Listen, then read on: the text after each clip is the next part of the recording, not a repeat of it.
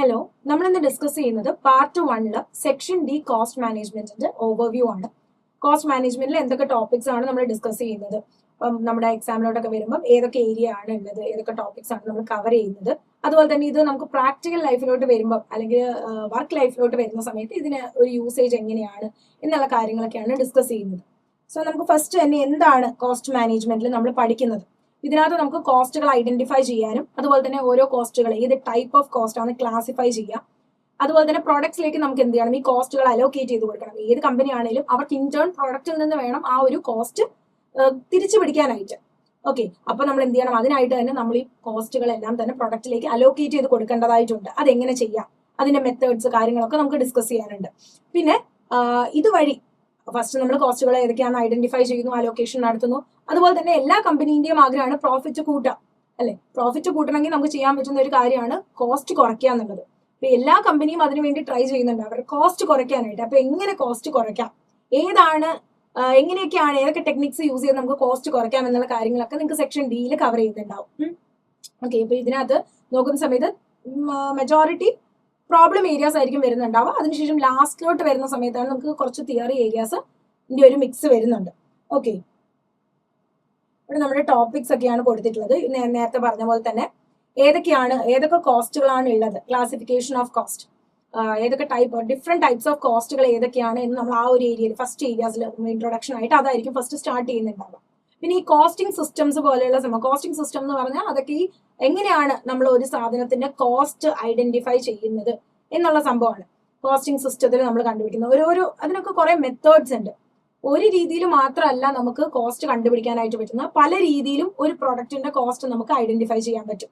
ചിലവർ ആക്ച്വൽ ആയിട്ടുള്ള കോസ്റ്റുകളായിരിക്കും എടുക്കുന്നത്, അല്ലെങ്കിൽ ചിലവർ ബജറ്റ് ഡേറ്റ വെച്ചിട്ടുള്ള കോസ്റ്റ് ആയിരിക്കും എടുക്കുന്നത്. സോ ആ ഒരു സംഭവങ്ങളൊക്കെയാണ് നമ്മൾ കോസ്റ്റിംഗ് സിസ്റ്റത്തിൽ പഠിക്കുന്നത്. പിന്നെ cost of goods manufactured and cost of goods sold, ഇത് വളരെ ഇമ്പോർട്ടന്റ് ആയിട്ടുള്ള രണ്ട് ടേംസ് ആണ്. ഇതിനെപ്പറ്റി നമുക്ക് ഡീറ്റെയിൽ ആയിട്ട് ഇവിടെ പഠിക്കാനുണ്ട്. ഇതിന്റെ യൂസ് നമുക്ക് എപ്പോഴാണ് വരുന്നത്, പാർട്ട് ടൂവില് നമ്മൾ ഡിസിഷൻ അനാലിസിസിലേക്ക് വരുന്ന സമയത്ത് അവിടേക്ക് നമുക്ക് ഇതിന്റെ ഒരു ആപ്ലിക്കേഷൻ ലെവൽ വരും. സോ അതുകൊണ്ട് തന്നെ ബേസ് ആയിട്ട് എന്താണ് കോസ്റ്റ് ഓഫ് ഗുഡ്സ് മാനുഫാക്ചർഡ്, എന്താണ് കോസ്റ്റ് ഓഫ് ഗുഡ്സ് സോൾഡ് എന്ന പോലെയുള്ള കാര്യങ്ങൾ നമ്മൾ ഇവിടെ ഓൾറെഡി കവർ ചെയ്ത് പോയാലും നമുക്ക് അവിടെ എത്തുമ്പോൾ ഇത് യൂസ്ഫുൾ ആവത്തുള്ളൂ. ഓക്കെ, പിന്നെ പല രീതിയിലുള്ള ഇനി പറയുന്നത് കോസ്റ്റിംഗ് മെത്തേഡ്സ് ആണ്. ജോബ് ഓർഡർ കോസ്റ്റിംഗ് ഉണ്ട്, പ്രോസസ് കോസ്റ്റിംഗ് ഉണ്ട്. അപ്പോൾ ഓരോ കമ്പനികളും വ്യത്യസ്തമായിട്ടുള്ളതാണ്. ചില കമ്പനികളിൽ എന്താണ് ഒരേപോലത്തെ പ്രോഡക്ട്സ് ആയിരിക്കും, ഹോമോജീനസ് ആയിട്ടുള്ള പ്രോഡക്ട്സ് ആയിരിക്കും. അവർക്ക് ഒരു കോസ്റ്റിംഗ് ടെക്നിക് ആയിരിക്കും നമ്മൾ യൂസ് ചെയ്യുന്നുണ്ടാവുക. അതേസമയം കസ്റ്റമൈസ്ഡ് ആയിട്ടുള്ള വർക്കുകൾ ചെയ്യുന്ന കമ്പനി ആണെങ്കിൽ അവർക്ക് വേറൊരു കോസ്റ്റിംഗ് ടെക്നിക് ആയിരിക്കും നമ്മൾ യൂസ് ചെയ്യുന്നുണ്ടാവുക. സോ അതാണ് ഈ ജോബ് ഓർഡറും പ്രോസസ് കോസ്റ്റിംഗും തമ്മിലുള്ള ഒരു ഡിഫറൻസ് എന്ന് പറയുന്നത്. ഇനി ജോയിന്റ് പ്രൊഡക്റ്റുകൾ, ബൈ പ്രൊഡക്റ്റുകൾ. ജോയിന്റ് പ്രൊഡക്ട്സ് എന്ന് പറഞ്ഞാൽ ഇപ്പം ചില പ്രൊഡക്ഷൻ പ്രോസസ്സിലൊക്കെ ഒരു പ്രൊഡക്റ്റ് ഒരു ജോയിന്റ് പ്രൊഡക്ഷൻ പ്രോസസ്സിലൂടെ കടന്നു പോയിട്ട് ഒന്നിലേറെ പ്രൊഡക്ട്സ് ഉണ്ടാവാറുണ്ട്.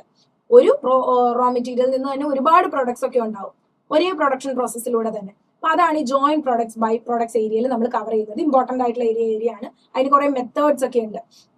ഓക്കെ, ജോയിന്റ് കോസ്റ്റ് നമ്മൾ അലോക്കേറ്റ് ചെയ്യുന്നതിനായിട്ട് ഡിഫറെന്റ് മെത്തേഡ്സ് ഒക്കെ ഉണ്ട്. അതാണ് നമ്മൾ ആ ഒരു ഏരിയയിൽ പഠിക്കുന്നത്. ആ different types of methods, by പ്രോഡക്റ്റിന്റെ കാൽക്കുലേഷനും കാര്യങ്ങളൊക്കെയാണ് നമ്മൾ ആ ഒരു ഏരിയയിൽ ഡിസ്കസ് ചെയ്യുന്നുണ്ടാവുക. പിന്നെ ഓവർ ഹെഡ് അലോക്കേഷൻ, ഇൻഡയറക്റ്റ് കോസ്റ്റുകൾ ഒരു കമ്പനിക്ക് ഉണ്ടാവും. അത് എങ്ങനെ പ്രൊഡക്റ്റിലേക്ക് അലോക്കേറ്റ് ചെയ്ത് കൊടുക്കാം, അതിന്റെ മെത്തേഡ്സും കാര്യങ്ങളൊക്കെയാണ് നമ്മൾ അവിടെ ഡിസ്കസ് ചെയ്യുന്നത്. പിന്നെ അതുപോലെ തന്നെ ആക്ടിവിറ്റി ബേസ്ഡ് കോസ്റ്റിംഗ്, അതുപോലെ തന്നെ ട്രഡീഷണൽ കോസ്റ്റിംഗ് പോലെയുള്ള രീതി, അതൊക്കെ ഈ പറഞ്ഞ പോലെ ഓവർ ഹെഡ് അലോക്കേഷനുമായിട്ട് റിലേറ്റ് ചെയ്ത് വരുന്നതാണ്. എങ്ങനെയാണ് ഇൻഡയറക്റ്റ് കോസ്റ്റുകൾ നമ്മൾ പ്രൊഡക്റ്റിലേക്ക് കൊടുക്കുന്നത്. ശരിക്കും പറഞ്ഞാൽ ഒരു പ്രൊഡക്റ്റിന്റെ കൃത്യമായ കോസ്റ്റ് എത്രയാണ് എന്ന് കാൽക്കുലേറ്റ് ചെയ്യുക, അതാണ് സംഭവം.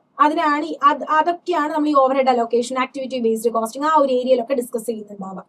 പിന്നെ വേരിയബിൾ ആൻഡ് അബ്സോർപ്ഷൻ കോസ്റ്റിംഗ്, അത് ഈ പറഞ്ഞ പോലെ തന്നെ കോസ്റ്റിംഗ് രീതിയാണ്. അവിടെയും കാൽക്കുലേഷൻസ് ആണ് വരുന്നുണ്ട്. ഓവർ ഹെഡ് അലോക്കേഷനിലായിക്കോട്ടെ, ആക്ടിവിറ്റി ബേസ്ഡ് കോസ്റ്റിംഗിലായിക്കോട്ടെ, വേരിയബിൾ ആൻഡ് അബ്സോർപ്ഷൻ കോസ്റ്റിംഗ്, അത് രണ്ട് രീതിയിലുള്ള ഒരു കോസ്റ്റിംഗ് രീതിയാണ്.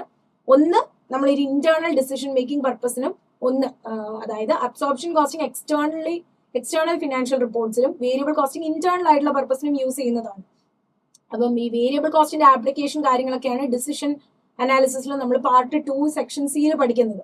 അപ്പം അതൊക്കെ എങ്ങനെ ചെയ്യുന്നു, അതിന്റെ ഒരു ഡിഫറൻസ് എന്താണ്, ആ ഒരു വേരിയബിൾ അബ്സോർപ്ഷൻ കോസ്റ്റിംഗ് രീതികൾ തമ്മിലുള്ള ഡിഫറൻസ് എന്താണ്, അതിന്റെ കാൽക്കുലേഷൻസും കാര്യങ്ങളും പ്രോബ്ലംസ് ഒക്കെയാണ് മെയിൻ ആയിട്ട് വരിക. പക്ഷെ വേരിയബിൾ ആൻഡ് അബ്സോർപ്ഷൻ കോസ്റ്റിംഗിന് തിയറി ഏരിയാസും ഉണ്ട്. പിന്നെ വരുന്നത് സർവീസ് കോസ്റ്റുകൾ. ഇപ്പം നമുക്ക് സർവീസ് ഡിപ്പാർട്ട്മെന്റുകൾ ഉണ്ടാവും. ആ കോസ്റ്റും നമ്മൾ എന്ത് ചെയ്യണം, ഈ പ്രൊഡക്റ്റിൽ നിന്ന് വേണം മുതലാക്കാനായിട്ട്. സോ അതെങ്ങനെ നമുക്ക് അലോക്കേറ്റ് ചെയ്ത് കൊടുക്കാം, അങ്ങനെയുള്ള കാര്യങ്ങൾ. പിന്നീട് വരുന്ന എല്ലാം തിയറി ഏരിയാസ് ആണ്. Supply chain, just in time, ഇതൊക്കെ നമ്മുടെ കോസ്റ്റ് കുറയ്ക്കാനുള്ള ടെക്നിക്സ് ആണ്. എങ്ങനെ നമ്മുടെ ബിസിനസ് മെച്ചപ്പെടുത്താം, അതിന് വേണ്ടിയിട്ടുള്ള രീതികളാണ് അവിടെ അതിന്റെ ഒരു ഇൻട്രൊഡക്ഷൻ ആണ് ആ ഒരു ഏരിയയിൽ നിങ്ങൾക്ക് കാണാൻ പറ്റുന്നത്. Supply chain, just in time, material resource planning, ERP, സോഫ്റ്റ്വെയർസും കാര്യങ്ങളൊക്കെ നിങ്ങൾക്ക് ഇൻട്രൊഡ്യൂസ് ചെയ്ത് തരാണ്. എങ്ങനെ കോസ്റ്റ് കൺട്രോളിംഗുമായിട്ട് ബന്ധപ്പെട്ടിട്ടുള്ള കാര്യങ്ങളൊക്കെയാണ് അവിടെ ഡിസ്കസ് ചെയ്യുന്നത്. വാല്യൂ ചെയിൻ, പ്രോസസ് അനാലിസിസ്, പിന്നെ ക്വാളിറ്റി മാനേജ്മെന്റ്, അറിയാലോ ക്വാളിറ്റി ഒക്കെ ഇമ്പോർട്ടന്റ് ആയിട്ടുള്ള ഘടകമാണ് ഒരു ബിസിനസിനെ സംബന്ധിച്ചിടത്തോളം. സോ അങ്ങനെയുള്ള കാര്യങ്ങളൊക്കെ ആയിരിക്കും അവിടെ ഡിസ്കസ് ചെയ്യുന്നുണ്ടാവുക. സോ ഓവറോൾ നമ്മൾ നോക്കുകയാണെങ്കിൽ ആദ്യം കോസ്റ്റുകളെല്ലാം നിങ്ങൾക്ക് ഇൻട്രൊഡ്യൂസ് ചെയ്ത് തരുന്നു, അതുമായിട്ട് റിലേറ്റ് ചെയ്ത് വരുന്ന കുറച്ച് ടേമുകളും കാര്യങ്ങളൊക്കെ. പിന്നീട് പല രീതിയിലുള്ള കോസ്റ്റിങ്ങുകളാണ് നിങ്ങൾ പഠിക്കുന്നത്. എല്ലാ ബിസിനസ്സും ഡിഫറെന്റ് ആണ്. സോ അതിനനുസരിച്ചുള്ള കോസ്റ്റിങ്ങും, പിന്നെ അതിൽ നിന്ന് നമ്മൾ നോക്കുകയാണെങ്കിൽ പിന്നെ ഓവർ ഹെഡ് എങ്ങനെ അലോക്കേറ്റ് ചെയ്യാം, ഇൻഡയറക്റ്റ് കോസ്റ്റുകളെ എങ്ങനെ അലോക്കേറ്റ് ചെയ്യാം, അതിന്റെ ഒരു കാൽക്കുലേഷനും അതിന്റെ ഒരു ഏരിയ ആണ് വരുന്നത്. പിന്നെ സർവീസ് കോസ്റ്റ് അലോക്കേഷൻ ആണ് നെക്സ്റ്റ് ഏരിയ, സർവീസ് ഡിപ്പാർട്ട്മെന്റുകളുടെ കോസ്റ്റ് അലോക്കേറ്റ് ചെയ്യുന്നത്. പിന്നെ നെക്സ്റ്റ് നമ്മൾ വരുന്നത് ഈ പറഞ്ഞ പോലെ തിയറി ഏരിയാസ് ആണ്. തിയറി ഏരിയാസ് ലൈക്ക് എങ്ങനെ ഒരു ബിസിനസ് കോസ്റ്റ് മാനേജ് ചെയ്ത് നന്നായിട്ട് കൊണ്ടുപോകാം, കസ്റ്റമറിന് വാല്യൂ കൊടുക്കുന്ന രീതിയിൽ എങ്ങനെ കൊണ്ടുപോകാം, ആ ഒരു ഏരിയ ആണ് ലാസ്റ്റ് ആയിട്ട് വരുന്നത്. ഓക്കെ, പിന്നെ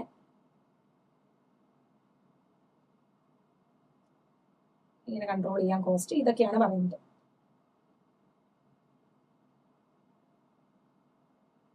ഇതൊക്കെ ഒരു കോസ്റ്റ് കൺട്രോൾ സൈക്കിൾ ആണ്. നമ്മൾ പ്ലാൻ ചെയ്ത് നമുക്ക് കോസ്റ്റ് ആദ്യം അറിയണം, മെഷർ ചെയ്യണം, എന്നിട്ട് നമ്മൾ ഓൾറെഡി ഒരു പ്ലാൻ സെറ്റ് ചെയ്തിട്ടുണ്ടാവും, ഒരു ബജറ്റ് പ്രിപ്പയർ ചെയ്തിട്ടുണ്ടാവും, നമ്മൾ മെഷർ ചെയ്ത് വെച്ചിട്ടുള്ള കോസ്റ്റുകളും കാര്യങ്ങളൊക്കെ ഉണ്ടാവും. ഇത് തമ്മിൽ കമ്പയർ ചെയ്തിട്ട് കോസ്റ്റ് കുറയ്ക്കേണ്ടതാണെങ്കിൽ കുറയ്ക്കുക, അല്ലെങ്കിൽ അതിനനുസരിച്ചുള്ള സ്റ്റെപ്പുകൾ എടുക്കുക എന്നുള്ളതാണ് ഉദ്ദേശിക്കുന്നത്.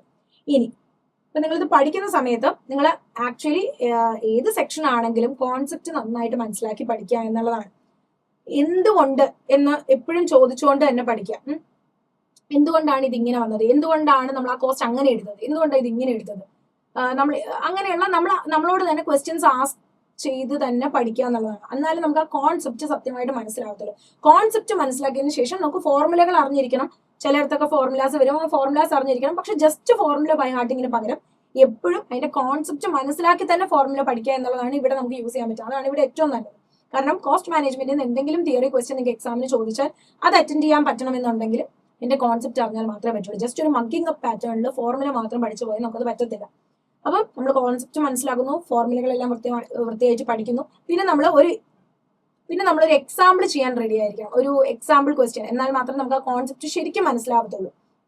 ഓക്കെ, ഒരു സിമ്പിൾ ആയിട്ടുള്ള ഒരു ക്വസ്റ്റ്യൻ എടുത്തിട്ട് നമ്മൾ പഠിച്ച ആ ഫോർമുലയും കോൺസെപ്റ്റ് ഒന്ന് അപ്ലൈ ചെയ്ത് നോക്കുക എന്നുള്ളതാണ്. ഓക്കെ, ആ ലോജിക്ക് മനസ്സിലാക്കി തന്നെ അപ്ലൈ ചെയ്ത് നോക്കുക. അതിനുശേഷം നിങ്ങൾക്ക് സോഫ്റ്റ്വെയർസ് ഉണ്ട്, ആ സോഫ്റ്റ്വെയർസ് പ്രാക്ടീസ് ചെയ്യുക എന്നുള്ളതാണ്. കുറെ ക്വസ്റ്റ്യൻസ് ചെയ്യുക, അപ്പോഴാണ് അത് കുറച്ചും കൂടി ഡെപ്തിൽ ആ കോൺസെപ്റ്റിലേക്ക് നമുക്ക് എത്താൻ പറ്റുന്നത്. ഓക്കെ, എന്നിട്ട് നമ്മളിപ്പോ തെറ്റിപ്പോയ ആൻസേഴ്സ് ഒക്കെ ഉണ്ടെങ്കിൽ അതിനെ ഒന്ന് അനലൈസ് ചെയ്തിട്ട് ആ രീതിക്ക് പഠിക്കാനായിട്ട് നോക്കുക. അപ്പോൾ എപ്പോഴും കോൺസെപ്റ്റിന് മുൻതൂക്കം കൊടുത്തിട്ട് ക്വസ്റ്റ്യൻസ് ചെയ്യുമ്പോൾ പോലും ആ ഒരു കോൺസെപ്റ്റ് മനസ്സിലാക്കുന്ന രീതിയിൽ തന്നെ, തെറ്റിപ്പോയെങ്കിൽ എന്തുകൊണ്ട് തെറ്റി, നമ്മുടെ കോൺസെപ്റ്റിന് എന്തോ നമ്മൾ മനസ്സിലാക്കിയതിന് എന്തോ ഒരു തെറ്റുള്ളത് കൊണ്ടാണ് ക്വസ്റ്റ്യൻ നമുക്ക് തെറ്റിപ്പോയിട്ടുള്ളത്. സോ അത് മനസ്സിലാക്കി തന്നെ ചെയ്യാന്നുള്ളതാണ്. ഓക്കെ, അപ്പം know how the cost flow from input to output across the production cycle, apply the right costing method to the right situation, questions അനുസരിച്ചിട്ടോ use cost control techniques to connect theory to real decisions. അപ്പോൾ cost control ചെയ്യാൻ ഞാൻ നേരത്തെ പറഞ്ഞതുപോലെ തന്നെ ഇതാണ് ഒരു ചുരുക്കം. എന്തൊക്കെയാണ് കോസ്റ്റുകളെന്ന് മനസ്സിലാക്കുക, എങ്ങനെയൊക്കെയാണ് ഇത് അപ്ലൈ ചെയ്യുന്നതെന്ന് മനസ്സിലാക്കുക, അതുവഴി എങ്ങനെ കോസ്റ്റ് കൺട്രോൾ ചെയ്യാം, ഇതൊക്കെയാണ് ഓൾ ടുഗദർ നമ്മൾ കോസ്റ്റ് മാനേജ്മെന്റിൽ പഠിക്കുന്നത്. ഇതാണ് സെക്ഷൻ ഡി, കോസ്റ്റ് മാനേജ്മെന്റ്. ഇത്രയേ ഉള്ളൂ ഈ ഒരു സെക്ഷൻ എന്ന് പറയുന്നത്. അത്ര ഡിഫിക്കൽട്ട് ആയിട്ടുള്ള ഒരു സെക്ഷൻ അല്ല, വളരെ ഈസി ആയിട്ടുള്ള ഒരു സെക്ഷനാണ് കോസ്റ്റ് മാനേജ്മെന്റ്. എക്സാമിന് ചോദിക്കുന്ന സമയത്ത് കുറേ കൂടെ തിയറി ക്വസ്റ്റ്യൻസ് ചോദിക്കാറുണ്ട്. ഈവൻ കാണുമ്പോൾ ഒരുപാട് പ്രോബ്ലം ഉണ്ടെങ്കിലും ഒരുപാട് തിയറി ക്വസ്റ്റ്യൻസ് ചോദിക്കാറുണ്ട്. അത് ഞാൻ ഈ പറഞ്ഞതുപോലെ തന്നെ നമ്മൾ കോൺസെപ്റ്റ് മനസ്സിലാക്കിയാൽ മാത്രമേ നമുക്ക് ആ തിയറി ക്വസ്റ്റ്യൻസ് ആൻസർ ചെയ്യാനായിട്ട് പറ്റുള്ളൂ. ഓക്കെ, അപ്പം നമ്മൾ ലോജിക്കലി ചിന്തിച്ച് കോൺസെപ്റ്റ് മനസ്സിലാക്കി തന്നെ പഠിക്കാനായിട്ട് നോക്കുക. ഇമ്പോർട്ടന്റ് ആയിട്ടുള്ള ഒരു സെക്ഷനാണ് പാർട്ട് 1. ഓരോ കുട്ടികൾക്ക് ഡിപ്പെൻഡിങ് അനുസരിച്ചാണ് ക്വസ്റ്റ്യൻസ് വരിക. നമുക്ക് കൃത്യമായിട്ട് അതിനൊരു നമ്പർ പറയാൻ പറ്റത്തില്ല. പക്ഷെ വൺ ഓഫ് ദി ഇച്ചിരി വലിപ്പമുള്ള സെക്ഷനാണ്, കുറേ ക്വസ്റ്റ്യൻസ് ഉള്ള സെക്ഷനാണ്. മനസ്സിലാക്കി തന്നെ ഈ സെക്ഷൻ ഡി കോസ്റ്റ് മാനേജ്മെന്റ് നമ്മൾ പഠിക്കാനായിട്ട് നോക്കുക. Okay, thank you.